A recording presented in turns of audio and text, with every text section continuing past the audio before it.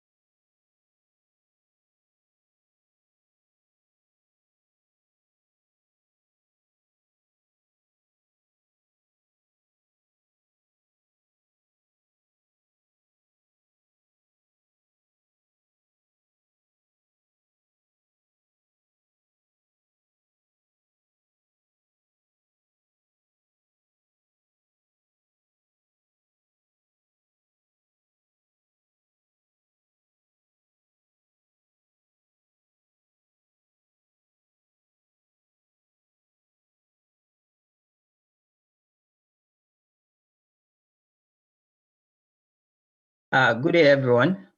My name is Olamide Federer, as rightly introduced. And thank you for attending this presentation. And I'm delighted to present our work entitled Hair Frying as a Pretreatment Strategy for the Recovery of Lipophilic Sinapates from Lower-Grade Yellow Mustard Oil. My co-authors include Ruchira Nandasiri, Dr. Michael Eskin, and late Dr. Usha Chiamulanda of blessed memory. We just go straight to the presentation. For henceforth, lower grade yellow mustard oil will be referred to as LGYMS oil for the course of this short presentation. A quick look at the introduction. The roasting of oilseeds generally, it's an important unit operation that is soluble Sinapates and other non-oil soluble Sinapates from oilseed generally. And LGYMS has been classified as commercially non-viable according to the grading quality due to the presence of extraneous materials such as immature seed and conspicuous admixtures.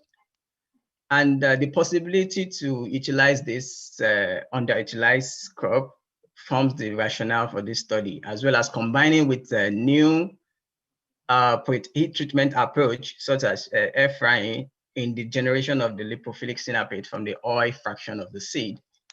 A number of studies have used other pretreatment approaches as conventional oven as well as microwave treatment to improve the generation of phytochemicals from oilseeds generally.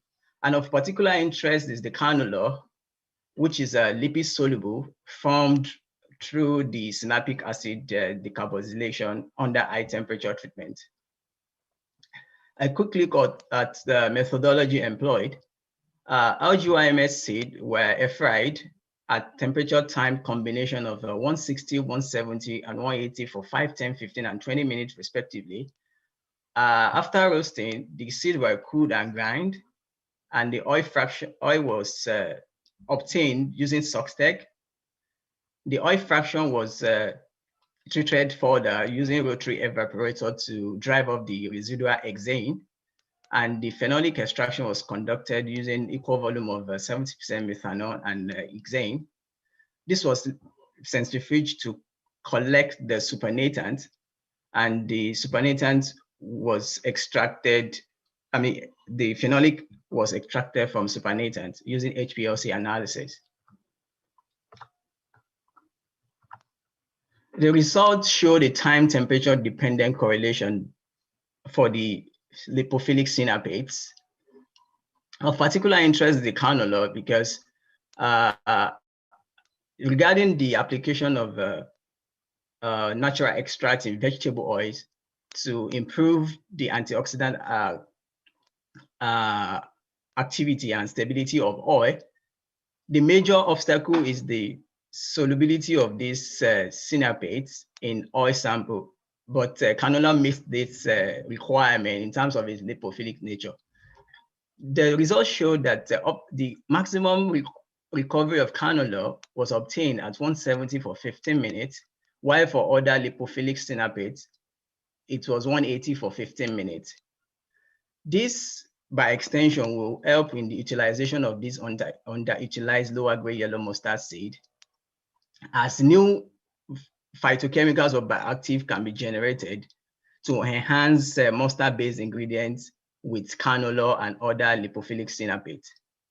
And this will further enhance the utilization of this lower-grade yellow mustard seed in animal feed formulation. And by extension, would enhance the use of air frying as a novel alternative in the treatment of oil seeds to generate valuable phytochemicals. Thank you. I'm ready for question now.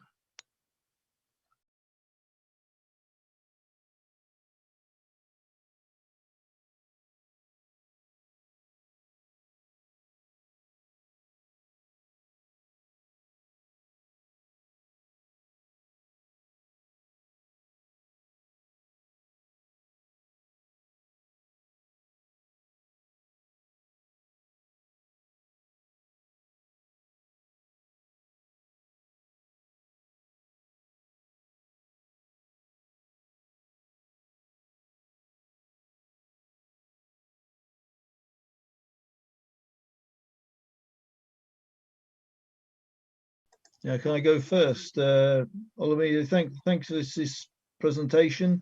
I think this is something you've, was it a presentation you were going to give last year, but were unable to because of the way the whole thing got messed up?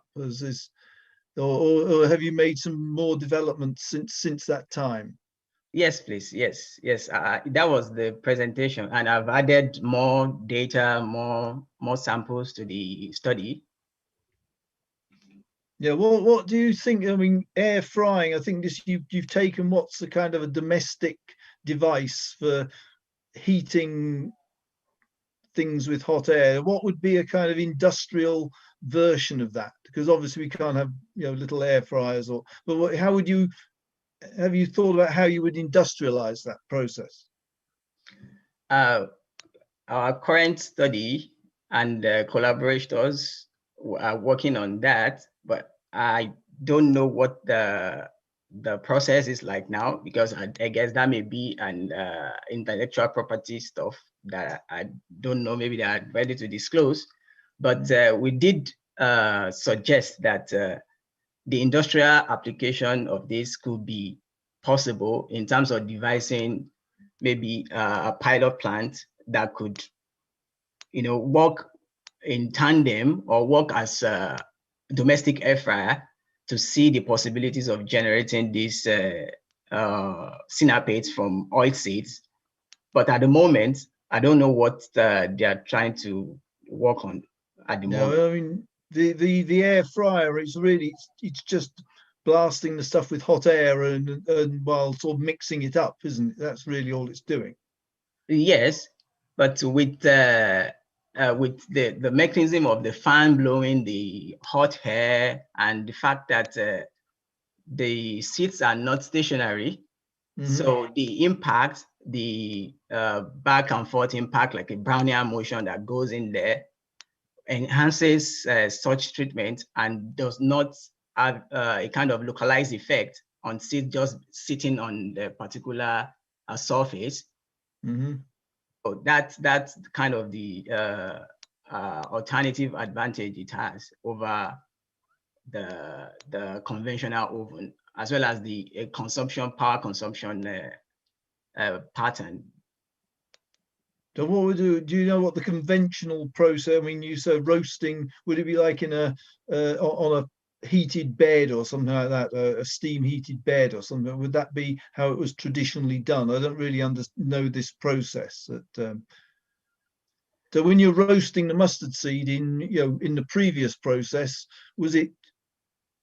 How was that done? It was done mainly on a flat surface in the conventional oven. Can you hear me? Yeah. Yeah, that's just the simple approach that it uses, such as like a drying mechanism. Yeah, so what might call a stack.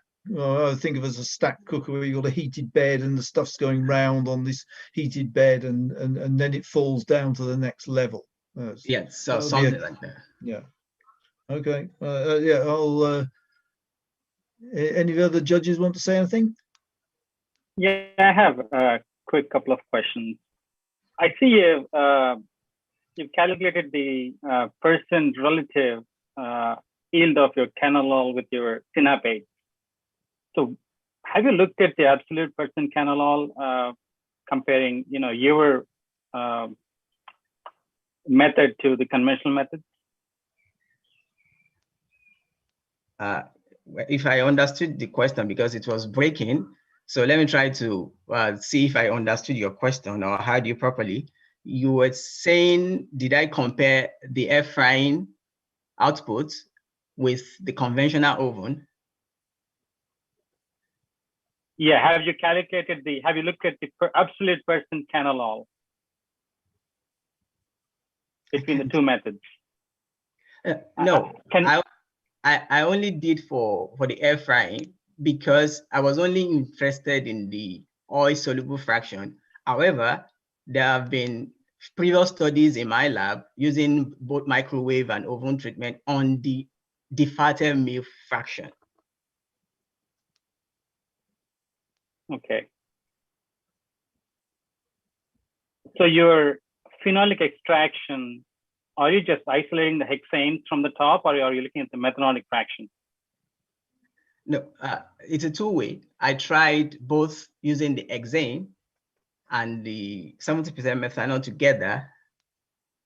Okay. So there will be two layers, the methanolic extract on the top, while the hexane at the bottom. So, I mean, the methanolic extract at the bottom, the hexane at the top. So I tried to do a kind of a pipetting to take away the methanolic extract from the bottom. So that was the approach I used because it's mainly a liquid extraction.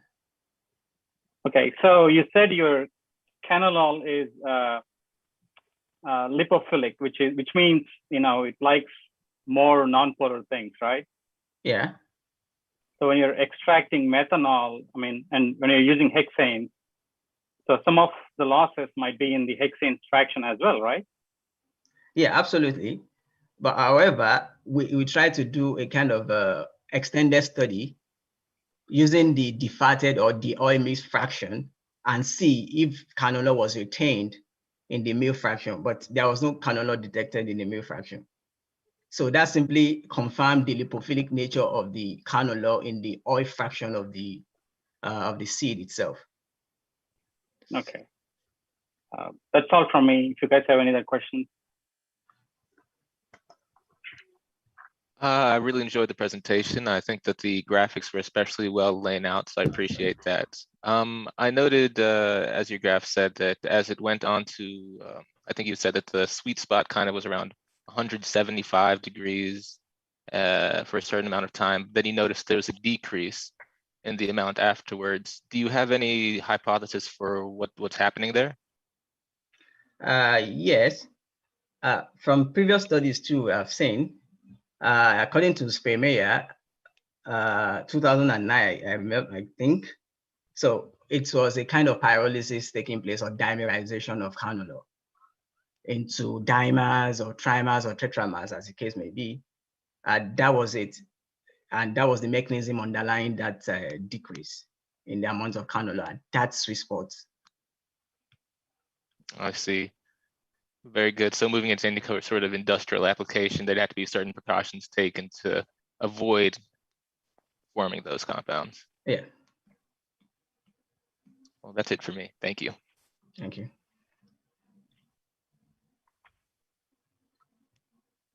Check one last time for audience questions. I don't see any, so I think we are clear to move on to our next speaker. That is going.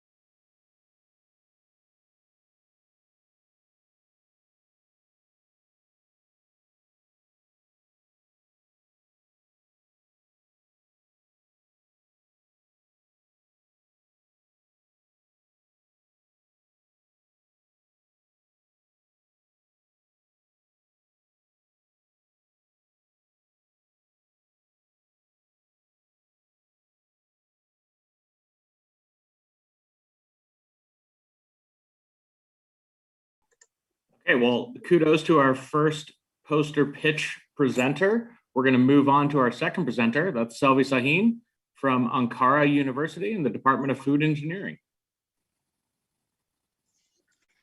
Thank you. Hello to all the judges and audiences. I would like to talk about our study, which is formation and physical stability of hazelnut oil nanoemulsion. First of all, I know you have some questions in your mind about hazelnut oil. So let me give you some brief information about why we focused on hazelnut oil in our study. Hazelnut oil has an important place in edible oil industry, especially refined hazelnut oil is a suitable product to use in different food industrial areas. On the other hand, oxidation reactions can become some deterioration in quality. So at the end, the low quality oils can be obtained, unfortunately. At this point, nanoemulsion technology can be applied on hazelnut oil. And in this way, different types of hazelnut oil, which stands long-term and high quality, can be obtained easily. Furthermore, there are no detailed studies in literature about this subject. So also it's aimed to make an initial contribution adapting hazelnut oil to nanoemulsion technology.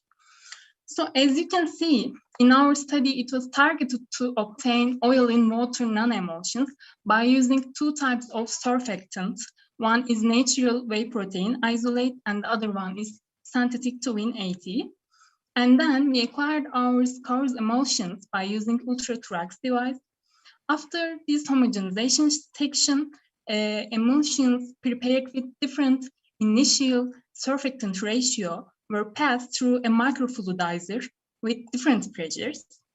Depends on the results, the suitable conditions and the ideal particle diameters were measured.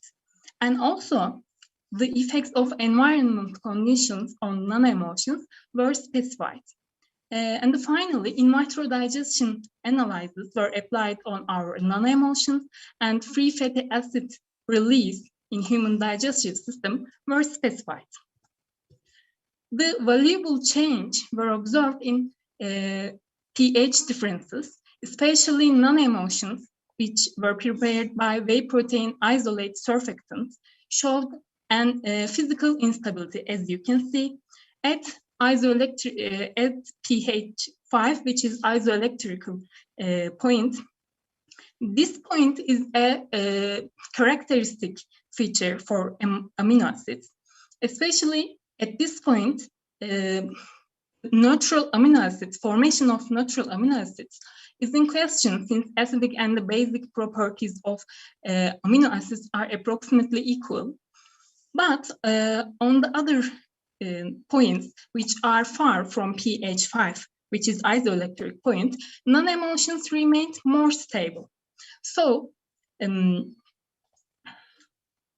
we can say at the end, twin AT nanoemulsions remained more stable than whey protein isolate nanoemulsions under environmental conditions.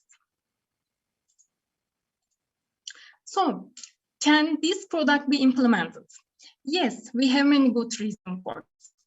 First of all, it's a stable and high quality product if it's produced under right conditions. And as you can see, it has a 90% of digestion rate, which is a good proportion for human digestive system. And this product is suitable to produce by natural surfactants like whey protein isolate. And devices are effective and suitable to use in industrial conditions. So we can say highly effective products can be produced can be produced by allocating an affordable capital. Thank you for your listening. If you have any question, I will be happy to answer.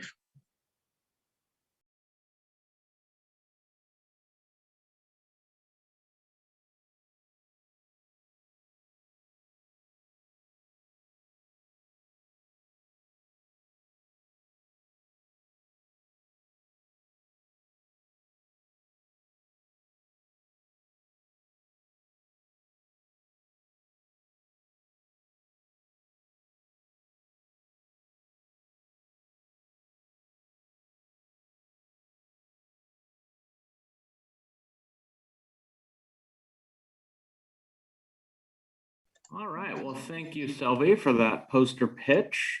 I'm not seeing any questions from the audience, so I'm going to go ahead and turn it over to the judges for their feedback and question period. Oh, so can you explain to me what's the benefit of making the oil into a nano emulsion compared with anything else? Just drinking it or consuming it in some other way. What's so special about the nano emulsion, and how is this an original thing to do? Okay, thank you. First of all, as you know, oils have very special components like phenols or tocopherols. These are very important components for human body. So especially we plan to combine hazelnut oil with nanoemulsions to enhance its benefits. For example, it can be used in some beverage industry. As you know, there are a common industry like vitamin added water. So it can be used like that.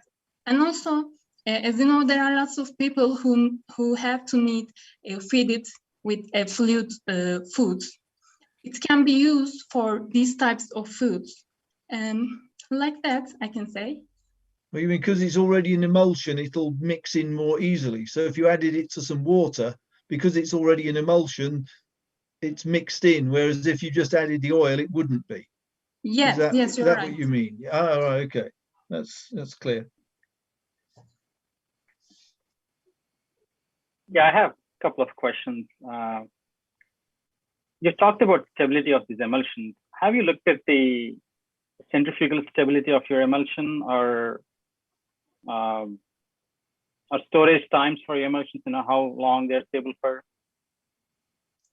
Yes, there was our environmental conditions, like you said, we measured temperature and salt added conditions, and also whey protein isolate nanoemulsions showed less stability under these conditions.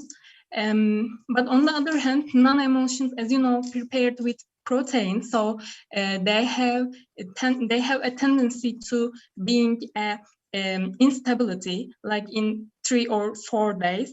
Yes, it was a maybe limitation for us, but we no longer we know the right conditions, so we can produce the right products on the right conditions. Okay. So do you think the fatty acid composition of your hazelnut oil has any type of effect on the size of your, nanoparticles or the stability of your emulsion? Sorry, could you repeat again? So the fatty acid composition of your hazelnut oil, right? Does it have any effect on your nanoparticle size or your emulsion stability? Yes, it was one of the aimed to measure the particle size, because if an emulsion have a little particle size, it can be released easily in human body. So when we measured our different different particle diameter of emulsions, we saw that the bigger one tend to gathering, and so their release is more difficult than the smaller ones. Okay, so when you say bigger and smaller, what are you talking about? The fatty acid chain length? No, I mean droplet size. For example, our ideal diameter was 216 for twin 80. They are a suitable form to release easily, and free fatty acid ratio. Okay, thank you. You're welcome. I really like the flow of the presentation. I feel like it gave a very good scope as to why it was done and kind of the applications moving forward. So I thought that was very good. Thank you. The pH ranges that the stability was tested over, were those indicative of kind of, I guess, the human gut, where I guess we're hoping to have this in and stable? Was that how it was chosen? Do you mean in human body? Sorry. Yes, I suppose you had a range of pHs where you found that 5 was not so stable. Well, I guess what made you choose that range? Actually, we want to measure the whole scale, but the human body's pH nearly 7. We want to see this too, but and also we want to see isoelectric points, how our nanoemulsions react. So actually there's no specific reason for this, but we wanted to see the whole range. Understood. And is there any difficulty between the two emulsions, the whey isolate versus the tween 80, I believe it was? Differences, right? I guess differences / difficulty. Yeah, actually there are no exact differences between both of them. So it was one of the aims to prepare nanoemulsions by natural ones, so it was a good one. But on the other hand, like pH and temperature, high temperature conditions, there are some of differences between twin 80 nanoemulsions and whey proteins. Twin 80 were more stable, yes, but whey protein is also stable like that. Great. Thank you very much. You're welcome. Well, thank you for that pitch, and thank you for the feedback, judges. We'll be back with our third presenter shortly.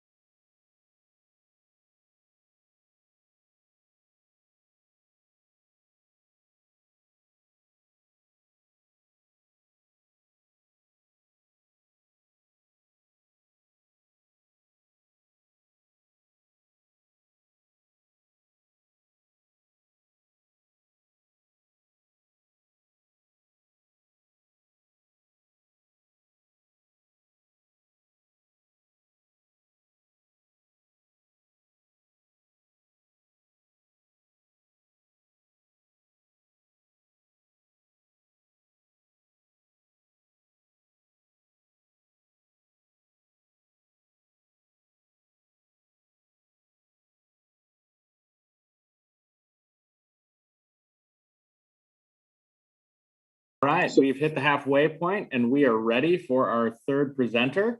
I'm going to introduce Mr. Xiao from the Department of Agriculture and Bioresources in the Department of Plant Sciences at the University of Saskatchewan. Those of us who have flown into Saskatoon knows it can be pretty frigid during the winter. So kudos to you for not only doing research, but tolerating the chill up there. And here we go. Okay, yeah, so good afternoon, everyone. My name is Xiao. So today I'm going to show part of my research in electrostatic treatment as a novel and efficient method in vegetable oil refining. So as we all know that the canoed vegetable oils, when they are extracted from the plant seeds, they're dirty. They have various types of contaminants inside. For example, the free fatty acid, the phospholipid, the pigments, peroxide, those contaminants negatively affect the quantity, the appearance of the edible oils. So those contaminants are usually should be removed from the edible oils. The conventional vegetable oil refining method, they have some drawbacks. For example, they're energy intensive and they cause the substantial a huge amount of nutrient oil loss. So the new vegetable oil refining method are all they are required to be developed. Then there are a lot of reports regarding the cleaning of industrial oil. They use the electrostatic field, and it has been successfully applied in the industry. They are very good for the industrial oil. For example, the lubricating oil and or some other industrial oil cleaning.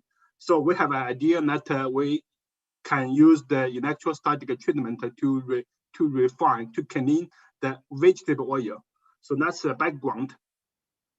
Then we did some research through a commercial electrostatic device to clean the canola oil.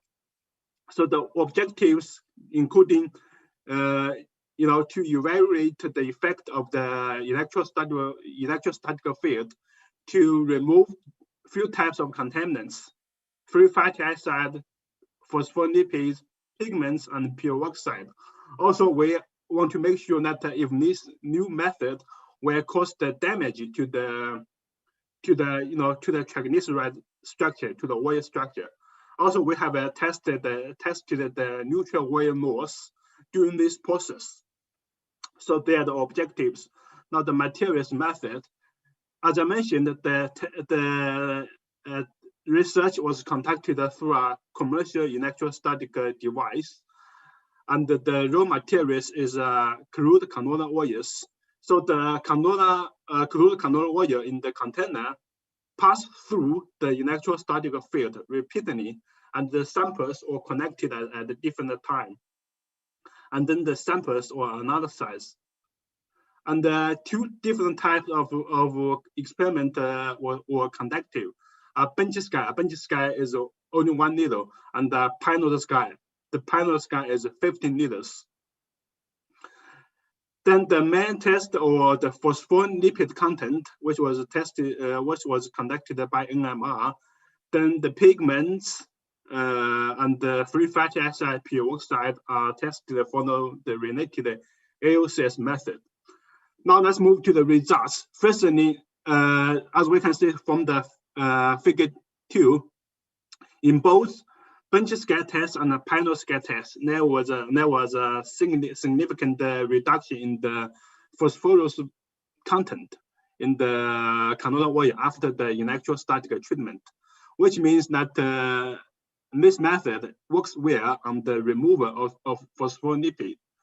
Then the acid value is it presents the content of the free fatty acid. The results also show that in both bench scale and the panel scale tests, the method works well on the removal of free fatty acid. Then the next one is a peroxide value. Peroxide value means the content of the peroxides. it looks like the content of peroxide reduced gradually, but still significant reduction can be observed. Then the last one is beta carotene. It looks like the effect on the removal of the beta carotene is limited compared to the removal of other contaminants. Now the next part is a study of the free fatty acid. The results show that where I actually just show the main fatty acids, the palmitic, oleic acid, neonic acid, and neonic acid. The results show that there was no significant change in the fatty acid composition. We're coming up on the 5-minute limit, so I'm going to ask you to wrap it up. Okay. So the result shows that there was no significant change in the fatty acid composition.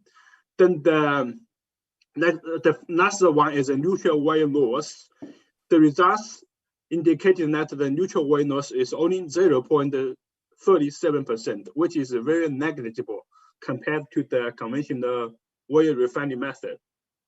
So the conclusion is that this method works well on the removal of phospholipid, free fatty acid, peroxide, and it works on both different scales, and it didn't cause the damage on the fatty acid profile. Also, it caused a very negligible neutral weight loss.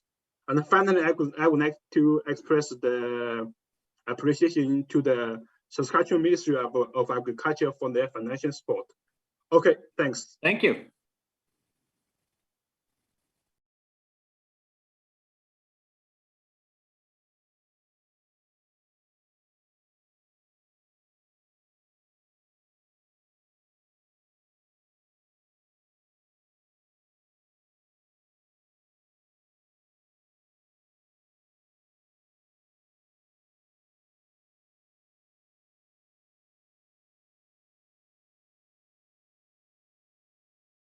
Okay, well, I'm going to check the community for some questions. I'm not seeing any, so I will hand it over to the judges. Have at. We have 5 minutes of questions. Okay, I'll go first again. This 0.37% of losses. This is we're talking about oil that you wanted to keep, basically. So there were other losses in terms of the fatty acid or the phospholipids, but the 0.37% was a loss of oil, like neutral oil you wanted to keep. Is that correct? Yes, yes. Because okay, because in the conventional vegetable oil refining, they typically is from the literature reviews, typically costs 2 to 5% of neutral weight loss. So one objective of this program is we believe that this method will cause much less neutral weight loss compared to the conventional method. Okay, but I'm not sure, we haven't produced an oil that is of a full edible quality, though, have we, just by this method? It's kind of like a pre-treatment method. Wouldn't you say that's what it is? Or have you really produced an oil of a fully deodorized, etc., RBD quality? Oh yeah, I agree with your opinion. We can treat it as a pre-treatment because it can okay. From the phospholipid free fatty acid peroxide removal rate is only like 50%, not like 90%, 95% compared to the conventional method.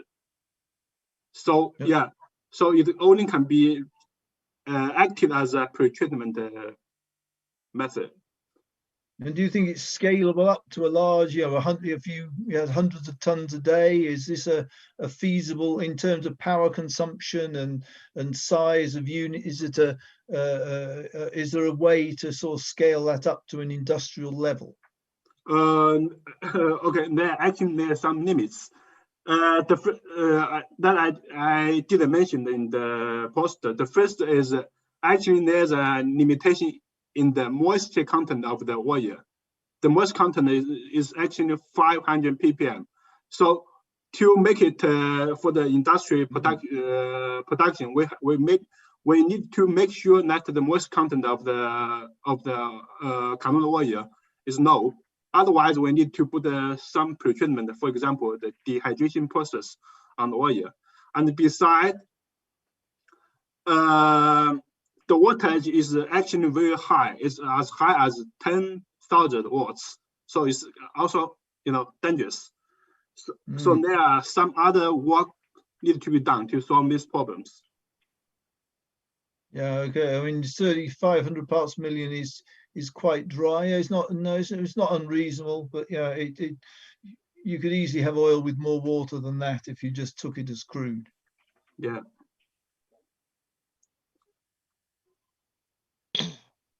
I want to follow up on Alan's question, or I would say more of your point that you said, moisture content. Wouldn't the electrostatic forces remove the water content in your oil at the same time? Pardon me, can you say again? Your electrostatic forces, your electric field, would it not remove the moisture or any water in the oil? Oh, I did not test that. Yeah, but some from the literature, some people use that to remove the oil. To remove the moisture from the industrial oil. Okay. Yeah, so it should be work. Yeah, but that's not my point for the edible oil. So. Okay. Now you're saying, you're talking about scaling up things. You said moisture content would be a problem, right? Yeah. That's what you were saying earlier. So if the electric field can remove the water or moisture, that can solve the problem, right? Yeah. But how do you say? Okay, in the industrial oil, some people add some additives. They put additives. The additive will mix with moisture together first, and then removed by the electrostatic field. Then, in my research, if moisture content is very high, it will cause the short circuit or something. So that's why I did the dehydration process to reduce the moisture content to very low. Okay. Yeah. And I have one more question regarding your phosphorus data. You said you've used NMR to determine the phosphorus content, right? Yeah, phosphorus content, yeah. So what is the internal standard that you use for your NMR analysis? Pardon me? What's the what? What is the internal standard that you use for your NMR data analysis? Oh, okay. Just give me 1 second. I cannot remember the name of the chemical.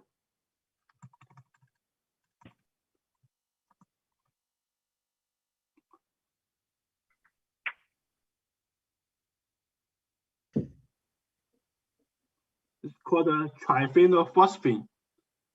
Triphenylphosphine. Yeah. Okay, thank you. So what's going on in the graph? If you have your data with you, just look at it and explain. You have differences between the pilot scale and the bench scale data. Yeah. It's kind of weird trend that the phosphorus content goes down, where you're showing the rate of removing phosphorus, shoots up and then it falls back down, and you can see the phosphorus content go back up. Have you looked into what's going on there? Like over the time, you saw the phosphorus content come down and then it goes back up.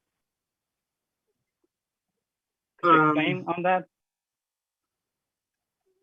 Okay. Actually, I feel that the most reduction in the contaminants happened at the first, first time when the oil passes through the electrostatic field. Even in some samples, the content increase a little bit, but yeah, I still feel that the most reduction was happened at the first time. First time it pass through. Okay. Yeah, looking at figure 2 on the poster, there is quite a sort of what I see initially the big fall in phosphorus content, and it kind of creeps up to 60 minutes, and then it goes down again at 390 and 450. Oh, that's 2 tests. It's the 10, 20, 30 minutes. They are the 1 liter scale, the bench scale, and the 60, 740, 450. They are another types of. Oh, I see. Yeah, so they're two different tests. Oh, but you still got, it seems to be going up at the bench scale test. It's kind of rising 10, 20, 30. Or is that just error? Yes. I guess, I just guess there may be some, some error or testing error or something. I still believe they should be reduced. The most the phospholipid are removed at the first sampling. So I think we have time for one more question. I don't want to let a process engineer from DeSmet miss an opportunity to ask a question when neutral oil loss has been mentioned.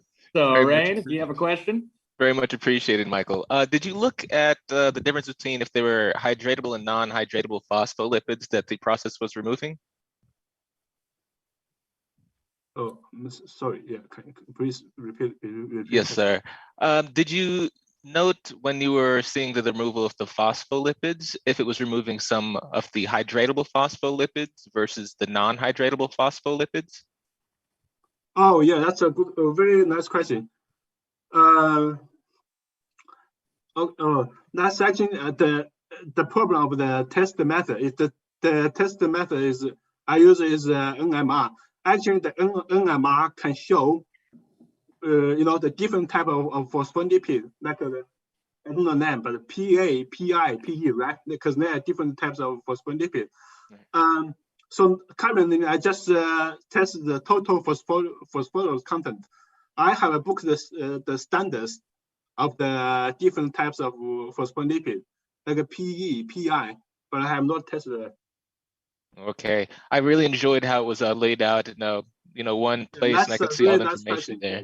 I would really, very interesting stuff. I'd love to see more information on that as well, and as well as ratios between hydratable and non-hydratables and how this affects that. Yeah, so thank you very much. Yeah, the NMR needs the standards to test those.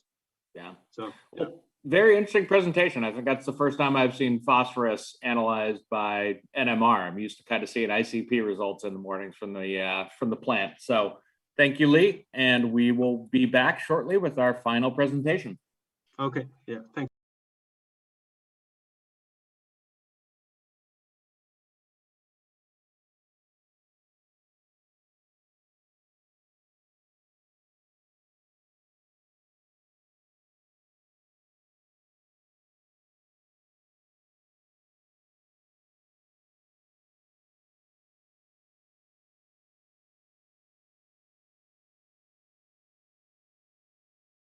Okay, well, thanks for sticking in for our final presentation.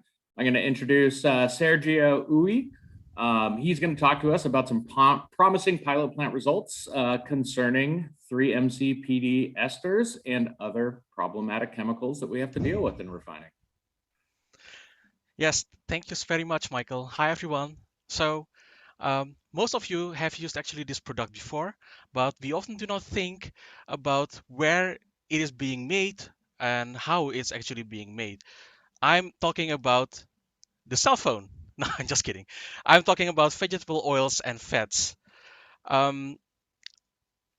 So recently, there is a certain chemical compounds that has been introduced to us, the scientists, and they turn to be quite harmful. Rats and mice can develop cancer when they got introduced to these compounds, and these compounds are called 3-MCPD esters and Glycidyl esters. 3-MCPD stands for 3-monochloropropanediol. And on top of that, recently in Europe, there is a maximum limits implemented for both of the compounds. So oil refineries all over the world have actually now they have the task to come up with a refining method in which they still can produce qualitatively good oil, but they should have reduced the levels of these contaminants. So in terms of oil refining is actually a process in which you take crude vegetable oils and you treat it in such a way that you can remove certain unpleasant odor or color that you do not want to have in your oil, or like even like very bad taste. Here, I've actually brought a sample with me. Here is crude palm oil, which is orange. It have a really unpleasant smell. And the next to it, it is the refined oil that was refined using our method that I'm going to talk to you in a minute. So these processing contaminants, they have different molecular structures, but they are also formed differently. So for example, 3-MCPD esters is chlorine dependent, which means that if you have a lot of chlorine in it, then you can potentially form a lot of 3-MCPD esters in your end product. And for Glycidyl esters is actually temperature dependent. So if you increase the oil temperature during processing way too high or process it too long at too high temperature, then you can actually increase this concentration of the Glycidyl esters. So for the industry, it is very beneficial if they would have method in which they can reduce these two process contaminants at the same time, because then it saves them money and time. So basically, we are looking for a one-for-all method. So here on the right, you can see our method that we have used for this chemical refining.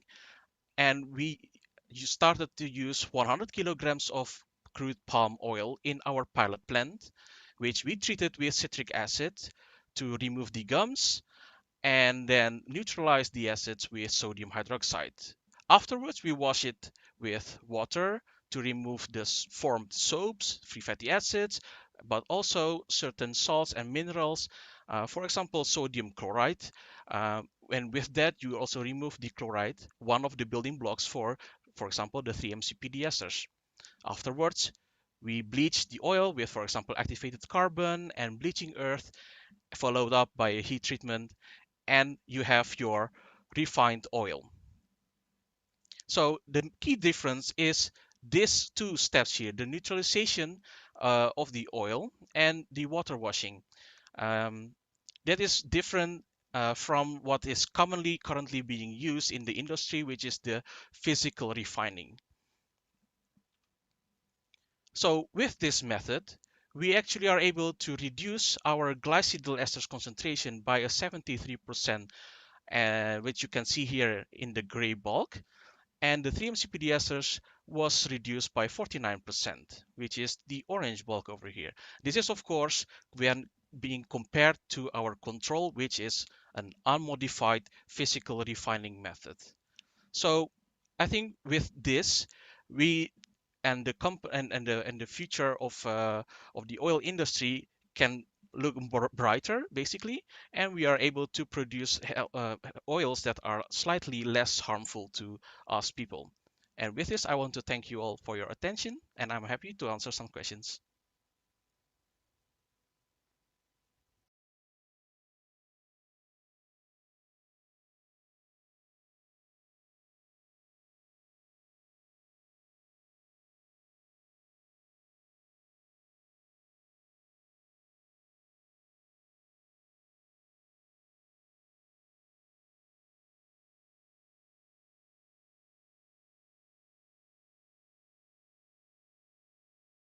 Thank you for that presentation. I don't see any questions from the community, so I'm going to go ahead and open it up to the judges. Thanks so much for this, Sergio. I think you explained this very well, but I've heard of this process before, and I'm not quite sure what you'd say is really new about what you're doing. I mean, people have talked about neutralizing palm oil, but they say, well, the losses are too great to make it feasible, and buying enough centrifuges to do it for all the palm oil refineries in Malaysia or wherever they are is also very difficult. So how do you get round these objections? If you, I mean, the losses are the real big one, I think, in this process. Thank you for the question, Alan. I think I have to agree with you on that part. Chemical oil refining is indeed known for its relatively high oil losses. However, we are currently now facing an actual health risk, and on top of that, the European Commission have stated the maximum limits. So basically, as of January 2021, all oil refineries have to come up with a method to reduce 3-MCPD esters, which was lately added to the legislation. And I think there is how do you call it? I have recently read a paper coming from Malaysia, in which they have also tried to use this washing and neutralization method on a really large scale, and we are speaking here of 100 tons of oil or more.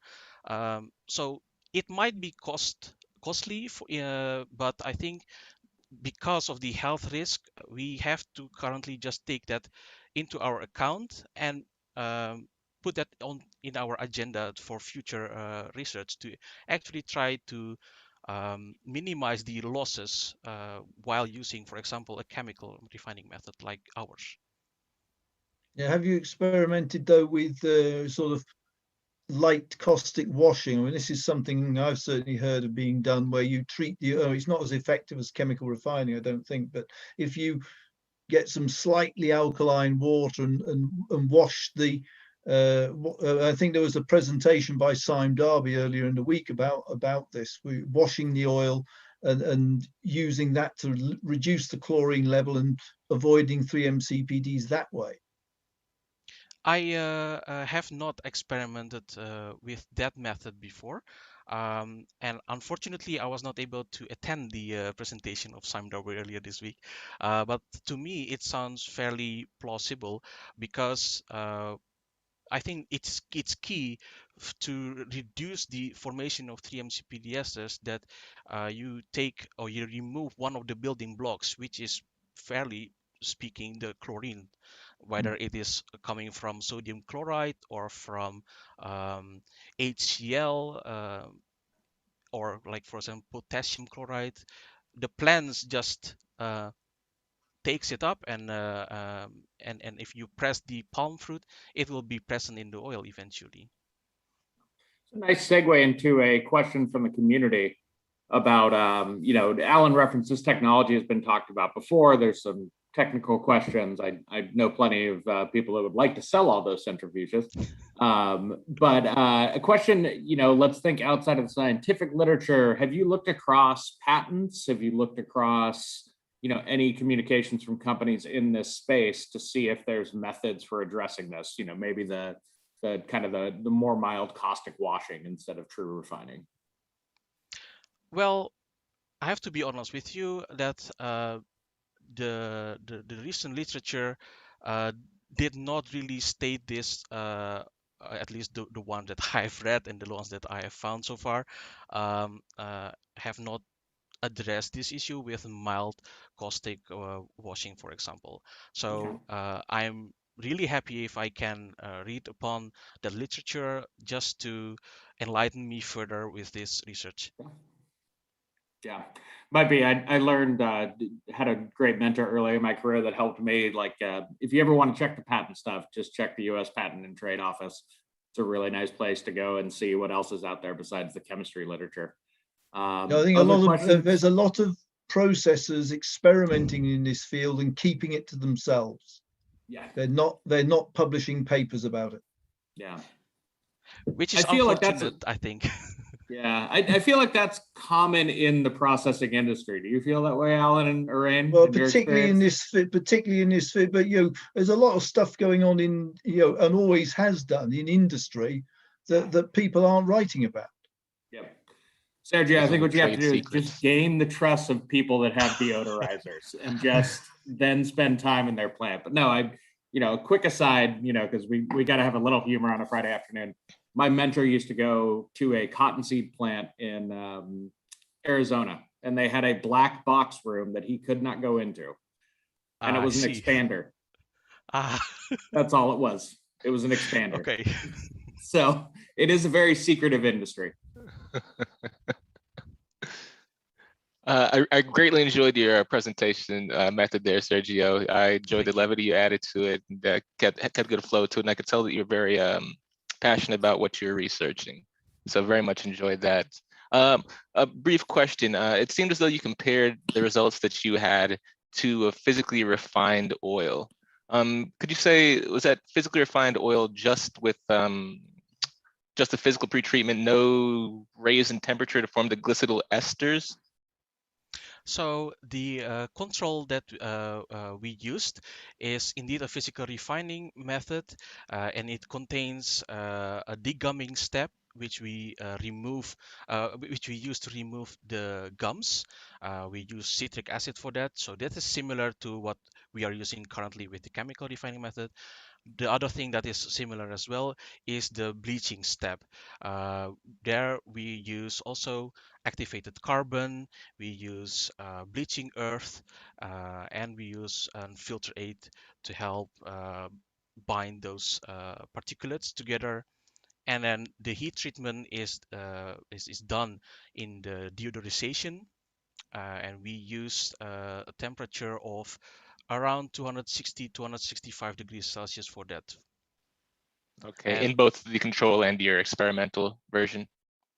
only in the control, because in the control, as with physical refining, you are actually removing the free fatty acids during the deodorization part. So you require a lot more temperature to get rid of those free fatty acids and the color and all the unwanted compounds. But in chemical refining, you already get rid of the most of the free fatty acids by adding the sodium hydroxide, because you can turn the free fatty acids into soaps. So the deodorization part in the end does not require that high of a temperature anymore. Yeah, well, I think that's fair. And I think that's the key also, in which we can combine the reduction of the glycidyl esters with the reduction of the 3-MCPD esters at the same time. It's just Yeah, the neutralizing itself doesn't remove glycidyl esters. It's the low temperature of deodorizing that does it. Exactly, yes. Preventing that formation, right? Perfect. And I guess, I guess it's a tricky way to say it. Did you compare the losses in these various processes, as well as, I suppose, as they were talking about the different concentrations of the caustic? I guess maybe this is for future studies. It'd be interesting to see how varying levels of caustic addition affected that loss. Indeed. Unfortunately, we were not able during the current experiments that we are running to actually compare the losses of the oil, but it is on our to-do list, and we are highly aware of the issue. Thank you, Sergio. Thank you. I have one question, if I may. Interesting talk. When you're showing the graph where you start deodorizing, over the course of 10, 20, 60, whatever minutes. You say start of DOE. So what exactly does it mean? Like, what is it referring to a certain time point of the start your deodorization process? How many minutes after? So the graph that I've included in the poster show several sampling moments during the entire refining stage. So basically CPO is when the oil is still cold, post degumming is when the sample has been taken after the degumming process, for example, and the start DEO is we took a sample after the oil has been heated up to the desired deodorization temperature. So at that moment, we also start the timer for our 60 minutes of deodorization period. Okay. Yeah, I was just curious because if you see, some of the bars in the graph just stay constant right from the start of the DOE. So I was wondering if it is right away or is it, minute or two after you started, that was my question. So it was at, let's say, T0 of the deodorization. Okay, thank you. Yes, you're welcome. So I'm going to check one more time for questions from the community. I'm not seeing any. I want to thank all of our presenters today. Very topical topics and relevant to the industry. We are going to open up the poll now for voting from the community. It's going to be open for about 4 minutes, so I encourage you to go in. We are going to recognize all of our students today with a membership certificate, but there is dollars on the line. So first place winner will get 200, second will get 100, and ties are allowed.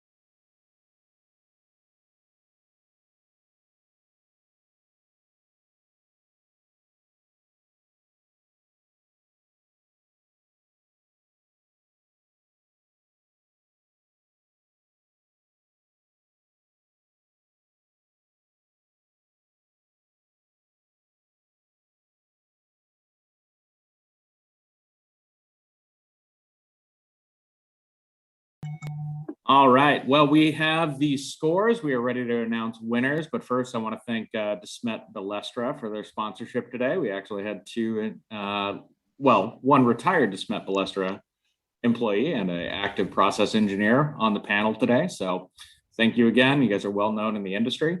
I am happy to announce that our first runner-up, second place, is Sergio Uy for his presentation dealing with 3 MCDP esters. And our winner today is Selvi Sahin for her presentation on nanoemulsions from Ankara University. So kudos to all of you. We hope we get to see you all with another poster and another pitch next year in Atlanta. Yeah. Thank you See you all there, I hope.